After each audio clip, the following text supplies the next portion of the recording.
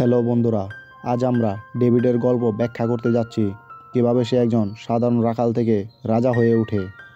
এই ভিডিওতে আমরা একসাথে হাউস অফ ডেভিডের 3টি পর্ব ব্যাখ্যা করব। এই গল্পটি খ্রিস্টপূর্ব 1000 সালের। গল্পের শুরুতে আমরা একটি যুদ্ধক্ষেত্র দেখানো হয়, যেখানে দুই সেনাবাহিনী একে অপরের উপর চিৎকার করছে এবং হঠাৎ একটি বিশাল দৈত্য এক সেনাদল থেকে বেরিয়ে আসে এবং বলে যে আমার সাথে যুদ্ধ করবে সে ধ্বংস হয়ে যাবে। মারামারির পরিবর্তে ভালো হবে যদি তোমরা তোমাদের সবচেয়ে সাহসী সৈনিককে পাঠাও এবং তার সঙ্গে আমার লড়াই করাও। বিজয় স্বয়ংক্রিয়ভাবে নির্ধারিত হবে। তারপর সামনের সেনাবাহিনী থেকে এক ছেলে এগিয়ে আসে সেই দৈত্যর সঙ্গে লড়াই করতে। সেই ছেলেকে দেখে দৈত্য বলে যে আমি চেয়েছিলাম তোমাদের সবচেয়ে সাহসী সৈন্য, আর তোমরা এই নষ্ট ছেলেকে পাঠিয়েছ আমার সঙ্গে লড়তে। সে নিশ্চিতভাবে মারা যাবে।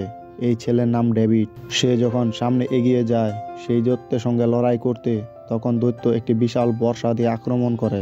ডেভিড যখন পাল্টা আক্রমণ করে সে দুটি বর্ষা থেকে বেঁচে, কিন্তু তৃতীয় বর্ষাটি তার পাশ দিয়ে বেরিয়ে যায়, যার ফলে সে আহত হয় এবং মাটিতে পড়ে যায়।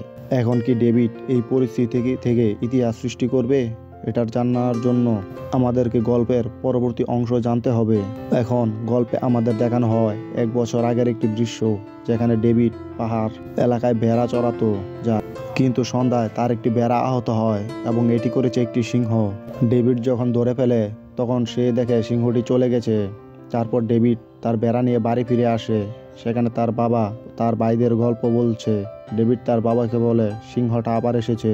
সকালে দেখানো হয় যে সল রাজবংশের সেনাবাহিনী যুদ্ধক্ষেত্রে যুদ্ধ করছে। তাদের বিপরীত দিকে ছিল আমলুকিদের সেনাবাহিনী, যারা খুবই নিষ্ঠুর এবং তারা বহু বছর ধরে মানুষ হত্যা করছে।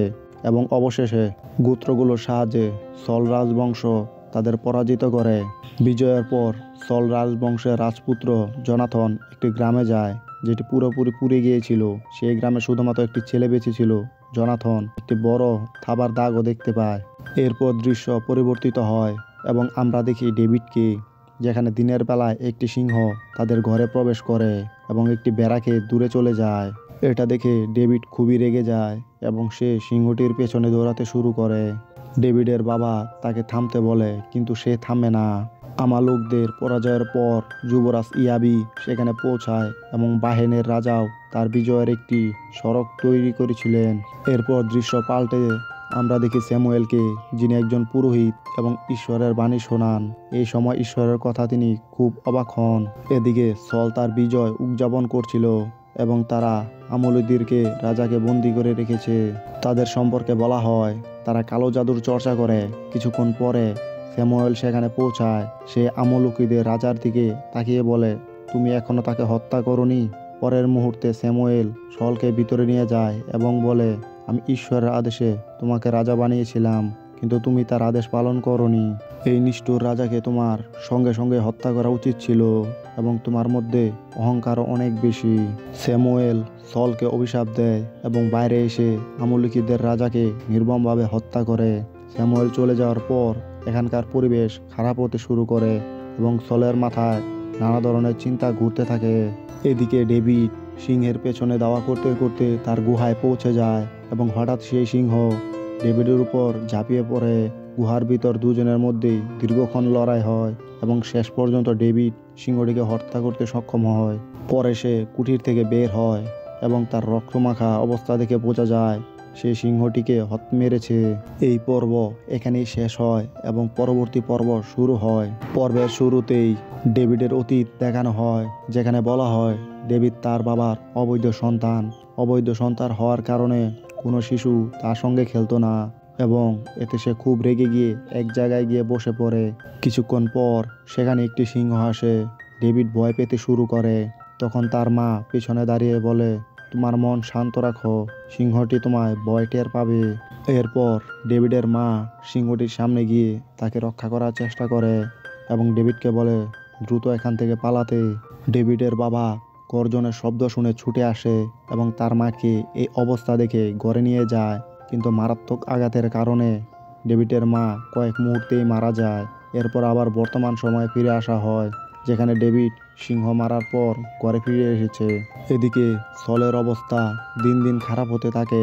সে বলে যেভাবেই হোক স্যামুয়েলকে খুঁজে নিয়ে আসো এরপর আমরা দেখি গাদ নগর ফিলিস্তিন অঞ্চলের রাজা আকিজের কথা, যিনি 5টি গোত্রকে নিয়ে সলের উপর আক্রমণ করার পরিকল্পনা করেন, কিন্তু এই গোত্রগুলো সলের উপর আক্রমণ করতে অস্বীকৃতি জানায়।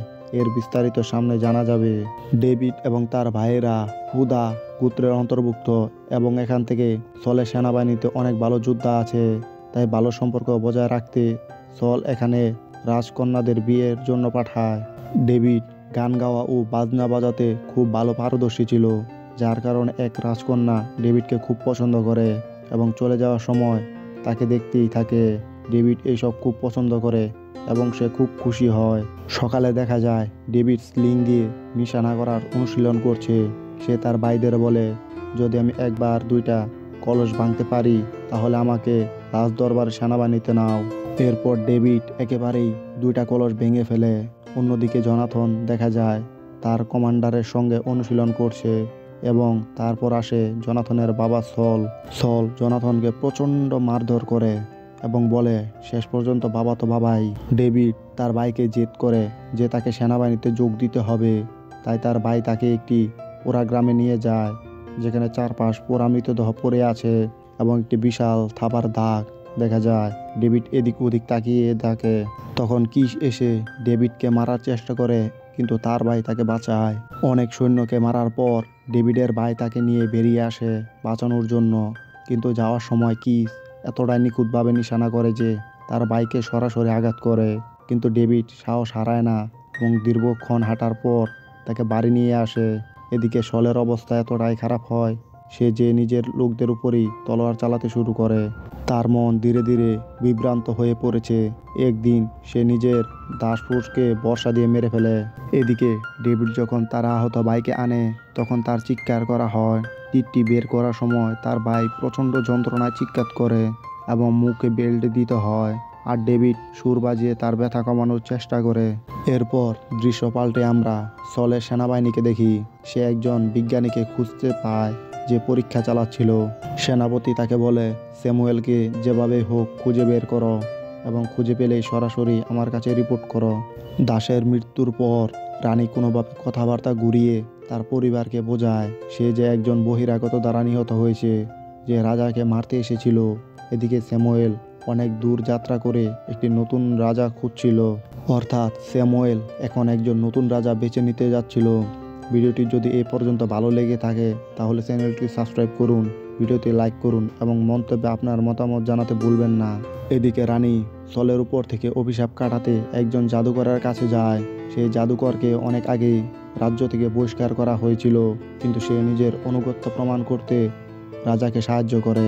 সে স্যামুয়েলের একটি কুশপুঞ্জলিকা বানিয়ে তাতে কিছু মন্ত্র পড়তে থাকে। এদিকে সেনাপতির লোক স্যামুয়েলের দাসকে ধরে এবং বলে, স্যামুয়েলের ঠিকানা তাড়াতাড়ি বলাই ভালো হবে তোমার জন্য।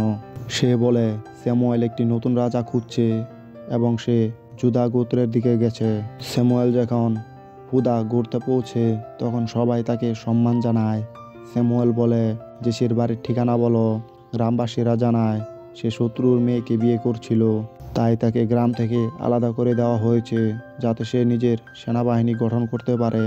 জঙ্গলের মধ্য দিয়ে গিয়ে সে পৌঁছে যায় রাক্ষসদের শহরে, যেখানে গিয়ে আকিজ অবাক হয়ে যায় কারণ সেখানে ছিল মানুষদের খুলি দিয়ে তৈরি স্তূপ। সে সামনে এগিয়ে যায় এবং একটি বিশাল দরজার সামনে পৌঁছে যায়। ভিতর থেকে একটি কণ্ঠস্বর আসে, এখানে বলে কেউ জীবিত ফিরে যায় না। তবুও আকিজ বলে, আমি জানি, আমাকে ঢুকতে দাও। দরজাটি খুলে যায় এবং আকিজ একা ভিতরে প্রবেশ করে। ভিতরে গিয়ে আকিজ রাক্ষসদের মাথা দেখা পায়। আকিজ বলে, আমরা তোমার সাহায্য দরকার। রাক্ষসদের মা বলে, বাঁচতে চাও তাহলে কথা ভেবে বলো। আকিজ বলে, আমি তোমাকে প্রচুর ধন সম্পদ ক্ষমতা দেব এবং তোমার প্রয়োজনীয় সব কিছু দেব। সেই সঙ্গে তোমার রাক্ষসদের মানুষের জগতে আলাদা মর্যাদা দেওয়া হবে এবং তোমাদের আর গুহায় বসবাস করতে হবে না। এটা শুনে রাক্ষসদের মা রাজি হয় এবং বলে, তারা যারা আমাকে বাধ্য করছে তাদের শাস্তি দেব। এদিকে স্যামুয়েল জেসির পরিবারের কাছে পৌঁছায় এবং সব ছেলেদের ডাকে। তাদের হৃদস্পন্দন অনুভব করে স্যামুয়েল বলে, তোমরা কি আর কোনো ছেলে আছে? জেসি বলে, হ্যাঁ, কিন্তু সে অবৈধ সন্তান। তখন স্যামুয়েল বলে, তাকে ডাকো। সেই সময় ডেভিড তার ভেড়া ও বোনদের দেখাশোনা করছিল। বোন তাকে ডেকে আনে এবং সে দৌড়ে আসে। ডেভিড আসার পর স্যামুয়েল তার হৃদস্পন্দন অনুভব করে এবং তাকে ভীষণ দেখতে শুরু করে। তখন সে বুঝে যায় এই ছেলেই হবে রাজা। তারপর সে বলে, আজ থেকে তুমি আর আগের মতো থাকবে না, ঈশ্বর তোমাকে বেছে নিয়েছে। দৃশ্য পাল্টে আমরা দেখি রাক্ষসদের মা আকিজের কথা শুনে তাকে সবচেয়ে বড় রাক্ষসটির কাছে নিয়ে যায়। তাকে দেখে আকিজ পুরোপুরি অবাক হয়ে যায় এবং বলে, এর নাম কি? রাক্ষসদের মা বলে, এর নাম গোলা, এবং এই রাক্ষসরা এত বড় যে মানুষের সামনে দাঁড়াতেও পারবে না। এদিকে সল সিংহাসনে বসেছিল এবং এবার তার চোখে ছিল এক আলাদা আলো। এখানে এই পর্ব শেষ হয়। যত তাড়াতাড়ি পরবর্তী পর্ব আসবে আমরা অবশ্যই তা ব্যাখ্যা করব। বেল আইকনটি অন করে দিন যাতে ভিডিওটি প্রকাশ হওয়ার সঙ্গে সঙ্গে নোটিফিকেশন পান। তখন পর্যন্ত দেখা হবে পরবর্তী ভিডিওতে। বিদায়।